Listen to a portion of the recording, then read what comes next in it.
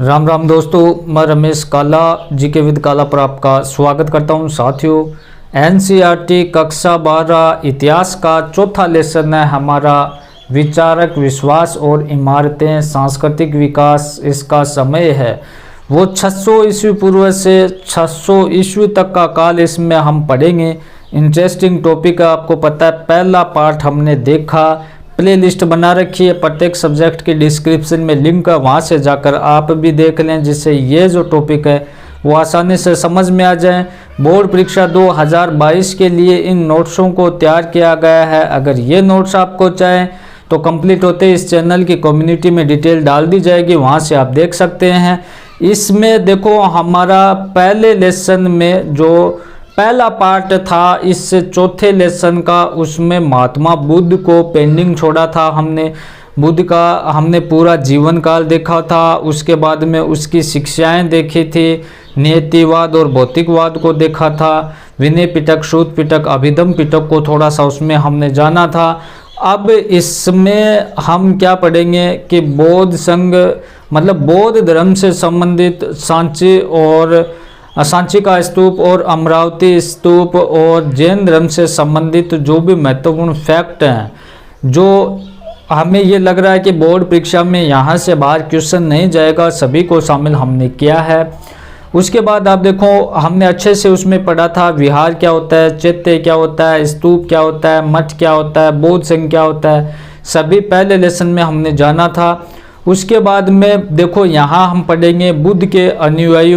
बुद्ध के जो अनुयायी थे वो किस प्रकार से उनकी संख्या बढ़ती चली गई, कौन कौन इनके अनुयायी बने, महिला बनी या पुरुष बने, उसकी हम शुरुआत करते हैं। तो बौद्ध संघ, विहार, मठ और बुद्ध के अनुयायी। महात्मा बुद्ध के उपदेशों से प्रभावित होकर उनके अनुयायियों की संख्या बढ़ती चली गई। ठीक है, महात्मा बुद्ध ने भिक्षु के निवास के लिए बौद्ध संघ की स्थापना की। बौद्ध भिक्षु कैसे होता था? देखो, बौद्ध संघ वो जहाँ बौद्ध भिक्षु रह सकते थे। बौद्ध भिक्षु का जीवन है वो सादा जीवन होता था, वो सादा जीवन व्यतीत करते थे। वे दिन में एक बार भोजन करते थे। बौद्ध भिक्षु दान पर निर्भर होते थे। दान पाने के लिए वह एक कटोरा रखते थे। संघ के शुरुआती दौर में केवल वो पुरुष भिक्षु ही होते थे, जो पुरुष भिक्षु रहते थे। लेकिन बुद्ध के जो प्रिय शिष्य था, आनंद के कहने पर और उसकी जो उपमाता या मौसी थी गौतमी प्रजापति या प्रजापति गौतमी के कहने पर महिलाओं को भी संघ में प्रवेश दिया गया। तो बौद्ध भिक्षुओं को भी संघ में शामिल कर लिया गया। बौद्ध धर्म ग्रंथ किस प्रकार तैयार और संरक्षित किए जाते थे? जो बौद्ध धर्म के धर्म ग्रंथ थे वो कैसे तैयार किए जाते थे, कैसे उनको सुरक्षित रखा जाता था, तो इसके बारे में आप देखें। बौद्ध धर्म का संस्थापक कौन था? महात्मा बुद्ध। अन्य शिक्षकों की भांति बातचीत करते हुए सभी को मौखिक शिक्षा वो देते थे। बुद्ध की शिक्षाओं को उनके जीवन काल में नहीं लिखा गया। उनकी मृत्यु के बाद 5वीं 4वीं सदी ईस्वी पूर्व में उनके शिष्यों ने वरिष्ठ अनुयायियों की सभा वैशाली में आयोजित की। वहां पर उनकी शिक्षाओं का संकलन किया गया मरने के बाद। इन शिक्षाओं के संग्रह को त्रिपिटक नाम दिया गया। जो ये शिक्षाएं लिखी गई, इसके संग्रह को त्रिपिटक नाम दिया गया, जिसका अर्थ होता है 3 टोकरियां। तो इसमें त्रिपिटक कौन कौन से हैं? छोटा प्रश्न पूछा जा सकता है, आपको याद रखना है। विनय पिटक, सूत पिटक, अभिधम पिटक। कौन कौन से? विनय पिटक, सूत पिटक, अभिधम पिटक। विनय पिटक क्या होता है दोस्तों? इसमें बौद्ध भिक्षुओं के नियम होते थे।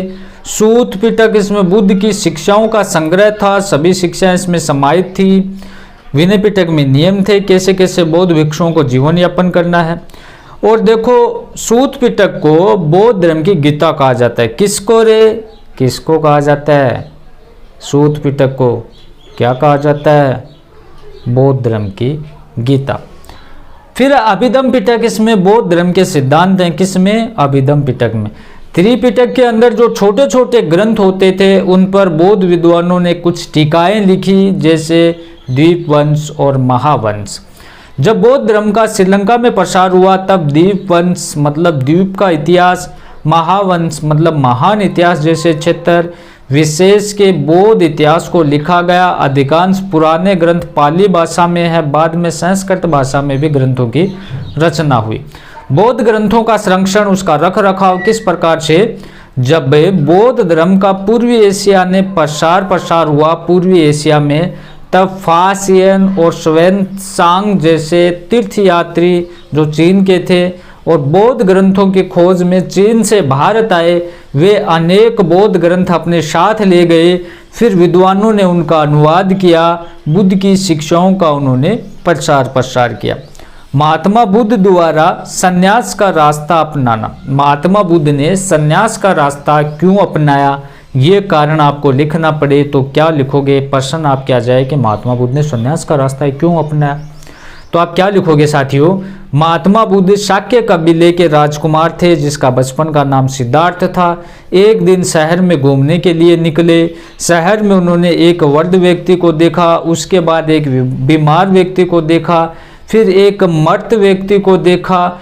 सब को देखकर उन्हें लगा कि मनुष्य के शरीर का अंत निश्चित है। फिर सिद्धार्थ ने एक सन्यासी को देखा तो उसे ऐसा लगा कि मानो उसे बुढ़ापे, बीमारी और मृत्यु से कोई परेशानी नहीं है। सन्यासी को यह देखकर सिद्धार्थ ने घर छोड़ने का निश्चय कर लिया और 29 वर्ष की आयु में उसने गृह त्याग कर दिया। इस पूरी घटना को महाविनिष्क्रमण कहा जाता है। पहले पार्ट में भी इसकी चर्चा हमने की थी। महात्मा बुद्ध के अनुसार गृह मालिक का सन्यासियों के साथ व्यवहार। देखो, जो घरेलू व्यक्ति होते हैं वो सन्यासियों के साथ कैसा व्यवहार करें महात्मा बुद्ध के अनुसार। महात्मा बुद्ध के अनुसार गृहस्थ को सन्यासियों और ब्राह्मणों के 5 तरह की देखभाल करनी चाहिए। कौन कौन सी? सन्यासियों के साथ अच्छे वचन बोलना चाहिए। सन्यासियों और ब्राह्मणों के स्वागत में हमेशा घर खुला रखना चाहिए, घर बंद नहीं रखना चाहिए। मन से अनुराग द्वारा मन से उनका आदर सत्कार करना चाहिए। अच्छे कर्म करके उनके साथ में व्यवहार अच्छा करना चाहिए। सन्यासियों के दैनिक जनजीवन की जरूरतों को पूरा करना चाहिए। गृहस्थ को दायित्व बताए उन्होंने। फिर है सूत पिटक। बौद्ध धर्म के अनुसार मालिक व नौकर के मध्य व्यवहार। देखो, सूत पिटक के अनुसार मालिक और नौकर में कैसा व्यवहार होना चाहिए। महात्मा बुद्ध के अनुसार साथियों, मालिक को अपने कर्मचारियों नौकरों की 5 तरह की देखभाल करनी चाहिए। तो कैसी कैसी? मालिक को अपने नौकरों को उनकी क्षमता के अनुसार ही काम देना चाहिए। मालिक को अपने नौकरों को समय पर भोजन और मजदूरी देनी चाहिए। बीमार होने पर नौकरों का उपचार भी करना चाहिए। मालिक को अपने नौकरों के साथ भोजन बांटकर खाना चाहिए। नौकरों को समय समय पर छुट्टी भी देनी चाहिए। तो इस प्रकार से मालिक और नौकरों का ये व्यवहार बताया। फिर है हीनयान और महायान में क्या अंतर है। हीनयान को थेरवाद कहा जाता है। तो प्रश्न आपके लिए, हीनयान और महायान में क्या अंतर है। तो पहले हम हीनयान की विशेषता देखेंगे, फिर महायान की। तो हीनयान क्या होता है? हीनयान बौद्ध धर्म का पुराना रूप है। जो पुराना रूप है बौद्ध धर्म का वो क्या साथियों? हीनयान है। इस धर्म को मानने वाले थेरीवादी कहलाए। क्या कहलाए? हीनयान धर्म को मानने वाले थेरीवादी कहलाए। इसलिए इसको थेरवाद कहा जाता है। इस धर्म को मानने वाले महात्मा बुद्ध को एक साधारण आदमी मानते थे। ठीक है। हीनयान धर्म के अनुसार मोक्ष की प्राप्ति कठोर तपस्या व गृह त्याग से ही संभव है। उनका मानना है कि जो मोक्ष की प्राप्ति हो उसके लिए कठोर तपस्या करनी होगी, गृह त्याग करना होगा। ये कठिन धर्म था। हीनयान धर्म में लोग मूर्ति पूजा नहीं करते थे। अब महायान की अगर हम बात करें तो ये वो देखो, हीनयान पुराना रूप था और महायान बौद्ध धर्म का नया रूप है। इस धर्म के लोग महात्मा बुद्ध को भगवान का अवतार मानकर उनकी पूजा करते थे। वो एक नॉर्मल आदमी मानते थे, ये भगवान का अवतार मानते थे। महायान में बुद्ध की मूर्ति पूजा की जाती थी और देखो हीनयान में मूर्ति पूजा का विरोध था, यहाँ मूर्ति पूजा की जाती थी। महायान के अनुसार गृहस्थ व्यक्ति भी मध्य मार्ग अपनाकर मोक्ष की प्राप्ति कर सकता है और हीनयान में क्या था? कठोर तपस्या और गृह त्याग करके मोक्ष की प्राप्ति संभव है। और इसमें क्या है?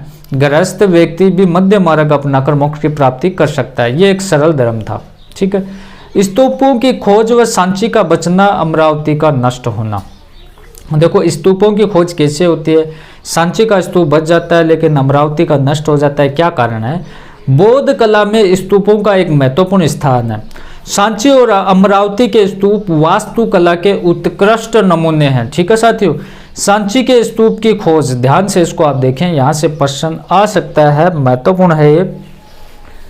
सांची का स्तूप भोपाल मध्य प्रदेश में स्थित है। 1818 में इसकी खोज हुई। मेजर अलेक्जेंडर कनिंघम ने इस क्षेत्र में रुककर कई निरीक्षण किए। उन्होंने यहाँ पर कई चित्र बनाने अभिलेखों का अध्ययन किया था। किसने? अलेक्जेंडर कनिंघम ने। अमरावती स्तूप की खोज किस प्रकार से हुई? 1796 ईस्वी में गुंटूर आंध्र प्रदेश में इसकी खोज हुई। तो पहला छोटा प्रश्न यही है, अमरावती का स्तूप कहाँ है? तो गुंटूर आंध्र प्रदेश में। कुछ वर्षों बाद कोलिन मैकेंजी नामक एक अंग्रेज अधिकारी को यहाँ कई मूर्तियां प्राप्त हुई। 1854 में गुंटूर आंध्र प्रदेश के कमिश्नर ने अमरावती की यात्रा की। उन्होंने इसमें से कई मूर्तियां हैं वो मद्रास लेकर चला गया। मतलब यहाँ पर लूट खसोट वाली स्थिति थी, यहाँ का कोई धनी नहीं था। सांची का स्तूप क्यों बच गया जबकि अमरावती का स्तूप नष्ट हो गया? महत्वपूर्ण प्रश्न है साथियों। सांची का स्तूप भोपाल मध्य प्रदेश में आज भी अपनी जगह सुरक्षित है, जबकि अमरावती का स्तूप जो गुंटूर आंध्र प्रदेश है वो नष्ट हो चुका है। इसके कई कारण है। पहले अमरावती की खोज पहले 1796 में हो गई थी और सांची की स्तूप की खोज वो 1818 में हुई थी। सांची के स्तूप के संरक्षण में भोपाल की बेगमों ने योगदान दिया था, जैसा कि हमने पढ़ा था पहले पार्ट में।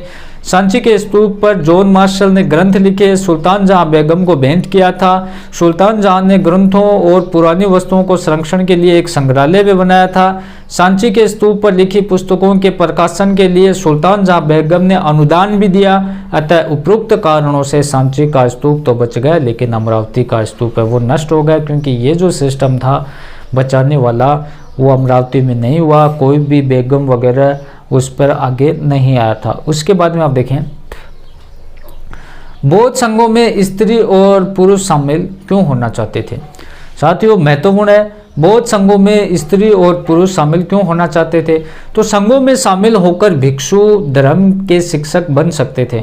देखो, संघों में शामिल होने के बाद ये भिक्षु और वो धर्म के शिक्षक बन सकते थे, टीचर बन सकते थे, वो लोगों को उपदेश दे सकते थे। बौद्ध ग्रंथों के अध्ययन के लिए भी संघों में आना चाहते थे। बौद्ध ग्रंथों के अध्ययन करने के लिए भी संघों में वो आना चाहते थे। महिलाएं थेरी बनने के लिए संघों में आना चाहती थी। ये थेरी क्या होता है वो आपको बताना है। मोक्ष की प्राप्ति के लिए भी स्त्री और पुरुष इन मठों में आना चाहते थे। सामाजिक समानता के लिए भी वो आना चाहते थे कि हमें सामाजिक समानता मिल जाए। अपने ग्रस्त जीवन की समस्याओं से छुटकारा पाने के लिए आदि ऐसे कारण थे जिससे ये लोग बौद्ध संघ में शामिल होना चाहते थे। तीसरा पार्ट आप जरूर देखें। मैंने आपके लिए एक प्रश्न छोड़ा, थ्योरी किसे कहते हैं, उसका आंसर तीसरे भाग में दूंगा। उससे पहले आप कमेंट में ज़रूर बताएं क्या होता है। और देखो, प्लेलिस्ट बना रखी है, उस प्लेलिस्ट में जाकर आप देखें, प्रत्येक सब्जेक्ट मिलेगा। जो हमारा नया चैनल है काला की पाठशाला, डिस्क्रिप्शन में उसका लिंक है, उसे भी आप जरूर देखें। धन्यवाद साथियों।